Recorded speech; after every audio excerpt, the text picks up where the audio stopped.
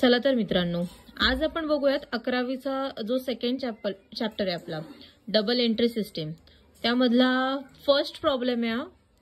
Okay, double entry system म्हणजे काय तर थोडक्यात जेव्हा एखाद्या गोष्टीच्या एखाद्या ट्रान्झॅक्शनच्या दोन एंट्र्या जातात त्याला डबल एंट्री सिस्टीम ओके किंवा डबल एंट्री सिस्टीम असं म्हणतात. नाव this is your format. Assets is equal to liability plus capital. आता transaction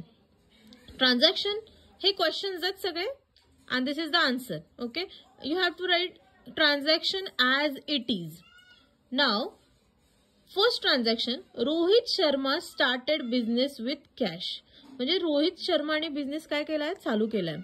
they want to start their business and they are bringing 50,000 cash. म्हणजे बिझनेस मध्ये आपल्याला assets मिळाली आहे, ऍसेट वाढली आहे. So you have to add first in asset. Second, आता हा फर्स्ट इफेक्ट झाला, ऍसेट वाढली ऍज वेल ऍज बिझनेसची काय वाढली आहे, capital. Okay, after every transaction you are doing you have to carry forward the balances. म्हणजे तुमचे जे बॅलन्सेस आहेत ते कॅरी फॉरवर्ड करायचे. You have to draw one line, then 50,000 0 50,000. Okay, next transaction, purchase goods from Dhoni on credit 10,000. आता इथे काय झालंय, परचेज गुड्स काहीतरी विकत घेतलंय आपण धोनीकडनं पण क्रेडिट कडनं, म्हणजे उधारी आहे. Credit transaction means what, this is the transaction done on the credit basis, उधारीवर झालेलं ट्रान्झॅक्शन. पण आता काही केलं तरी आपण काहीतरी परचेस केलंय म्हणजे you have to add in asset. काही परचेस केलं तर ऍसेट वाढते, ऍज वेल ऍज उधारी वाढली म्हणजे लायबिलिटी वाढली. कॅपिटल 0, कारण दोन इफेक्ट झालेले आहेत त्यामुळे आपण थर्ड इफेक्ट देणार नाही आहोत. ओके, परत बॅलन्स कॅरीड फॉरवर्ड करा. 50 प्लस 10 60,000, 10 आहे तसे, 50 plus 0 50. Next transaction, sold goods to Virat on credit ₹20,000.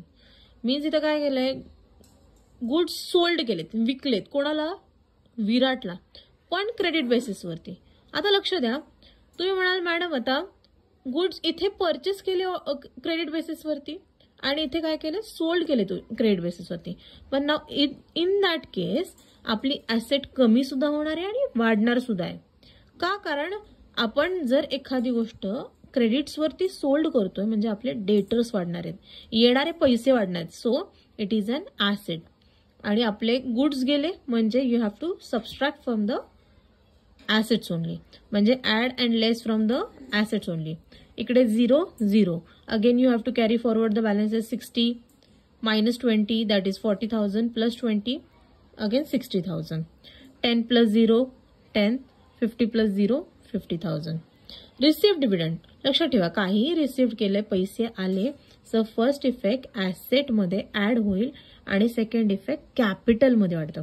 कारण ऍसेट वाढलं की कॅपिटल वाढते, ऍसेट कमी झाले तर कॅपिटल कमी होते. And liability you have to write 0. Again you have to carry forward the balances. 60 plus 5 60,000 plus 500 60,500. 10,000 plus 0 10,000 and 50,000 plus 500 50,500. Next one, paid for advertisement. This is a transaction ₹500. त्यांनी paid केले, काहीतरी payment केलं म्हणजे asset कमी झाले as well as capital कमी झालं. Then 60,500 minus 500 that is 60,000. 10 plus 0 10,000. 50,500 minus 500 50,000. आता हे बघा आपला फॉर्म्युला काय सांगतो, assets is equal to liability plus capital. Asset किती आहे 60 आणि लायबिलिटी प्लस कॅपिटल 60 आहे का, आहे. Means this transaction this problem is correct नाव. ओके, तुम्हाला इथे क्वेश्चनची सुद्धा गरज लागणार नाही कारण already I am going to write here this is called as a double entry system. याला डबल एंट्री सिस्टीम म्हणतात. अकाउंट्समध्ये कुठल्याही ट्रान्झॅक्शनचे दोन इफेक्ट जातात. This is a basic account. Okay, thank you.